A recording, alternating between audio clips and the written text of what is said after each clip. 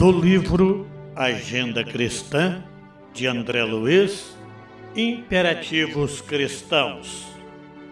Crê agindo, confia vigiando, recebe distribuindo, atende com gentileza e coopera sem apego.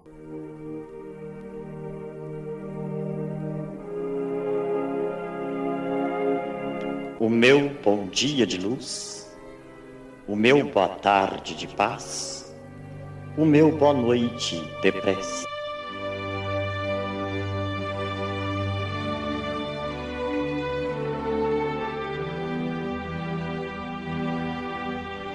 Leitura sequenciada do capítulo 2 de O Evangelho segundo o Espiritismo, Meu reino não é deste mundo.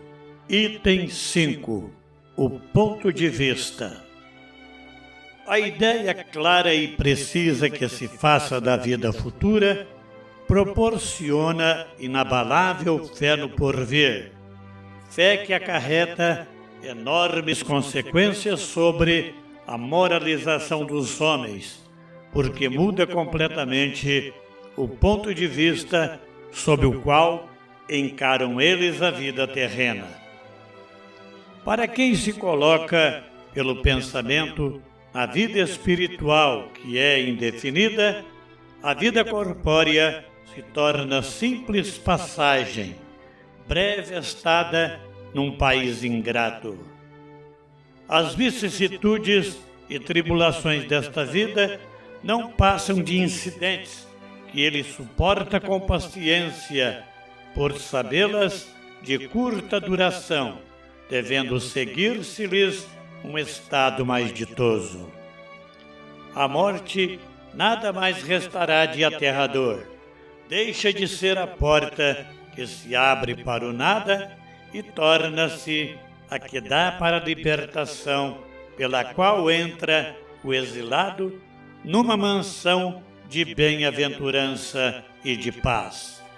Sabendo temporária e não definitiva a sua estada no lugar onde se encontra, menos atenção presta às preocupações da vida, resultando-lhe daí uma calma de espírito que tira aquela muito do seu amargor.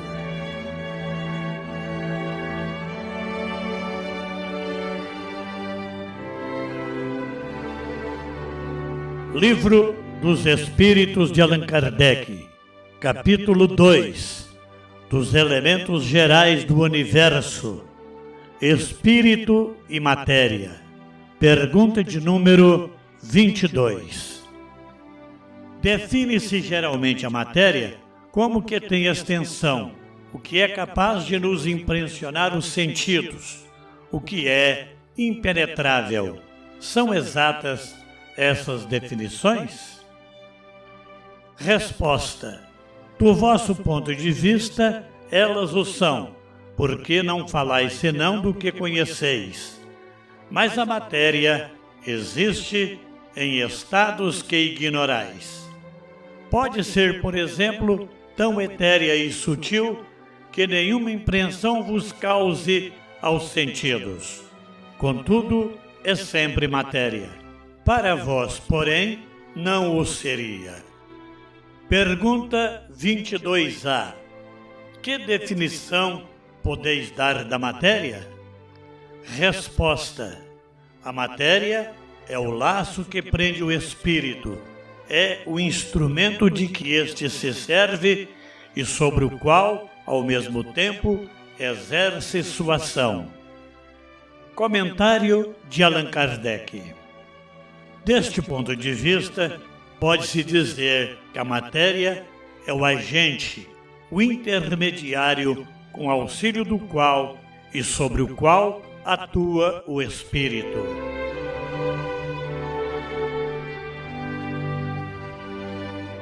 Meus queridos irmãos, em O Livro dos Espíritos, ao estudar os elementos gerais do universo, somos conduzidos pelos Espíritos a profundas reflexões sobre a origem da matéria e a ação de Deus sobre toda a criação.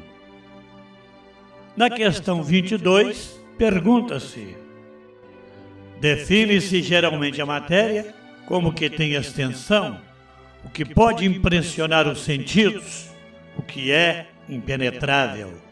São exatas essas definições? Os espíritos respondem: do vosso ponto de vista, elas o são, porque não falais senão do que conheceis. Mas a matéria existe em estados que ignorais. Pode ser, por exemplo, tão etérea e sutil que nenhuma impressão vos cause aos sentidos. Contudo, será sempre matéria, embora para vós não o seja. Aqui encontramos um ensinamento extraordinário. O homem costuma acreditar que somente é real aquilo que consegue tocar, medir ou perceber pelos sentidos físicos. Entretanto, os espíritos ampliam nossa visão, mostrando que a matéria possui formas e estados ainda desconhecidos da ciência humana. A doutrina espírita nos ensina que o universo é muito mais vasto do que os limites da percepção terrena. Existem planos, fluidos e formas de manifestação da matéria que escapam aos instrumentos humanos atuais. Isso demonstra a limitação natural do conhecimento humano diante da grandiosidade da criação divina. Na questão 22A, Kardec pergunta: que definição podeis dar da matéria? E os espíritos respondem: a matéria é o laço que prende o espírito, é o instrumento de que este se serve e sobre o qual, ao mesmo tempo, exerce sua ação. Que definição admirável e profunda! A matéria não é apresentada como algo desprezível ou contrário ao espírito. Ela é instrumento de evolução. É através da matéria que o espírito aprende, trabalha, cresce, desenvolve a inteligência e aprimora os sentimentos. Nosso corpo físico, por exemplo, é um recurso sagrado, concedido por Deus para o aperfeiçoamento da alma. O espírito encarnado utiliza a matéria para agir no mundo, realizar o bem, reparar erros do passado e adquirir experiências indispensáveis ao progresso. Ao mesmo tempo, percebemos que o espírito não é escravo da matéria. Embora temporariamente ligado a ela, possui natureza superior e sobreviverá após a morte do corpo. A matéria serve ao espírito em sua caminhada evolutiva. No comentário de Allan Kardec, encontramos importante esclarecimento ao afirmar que a definição de matéria varia conforme o grau de desenvolvimento dos seres. Kardec mostra que aquilo que hoje consideramos absoluto poderá amanhã ser ampliado pelo progresso da ciência e do entendimento espiritual. Essa observação é extremamente atual. Muitas descobertas científicas já demonstraram que existem forças invisíveis, campos energéticos e estruturas antes inimagináveis. O Espiritismo, sem entrar em conflito com a ciência, convida-nos à humildade intelectual, reconhecendo que ainda sabemos muito pouco diante das leis universais. A lição central dessas questões é clara. Deus criou um universo infinitamente mais complexo e sublime do que a percepção humana alcança. O homem deve estudar, pesquisar e desenvolver a inteligência, mas sempre com humildade, reconhecendo os limites temporários do seu conhecimento. Além disso, aprendemos que a matéria é ferramenta bendita de evolução espiritual. Não estamos na Terra por acaso. Cada experiência da vida material possui finalidade educativa e aperfeiçoadora para o espírito imortal. Ave Cristo.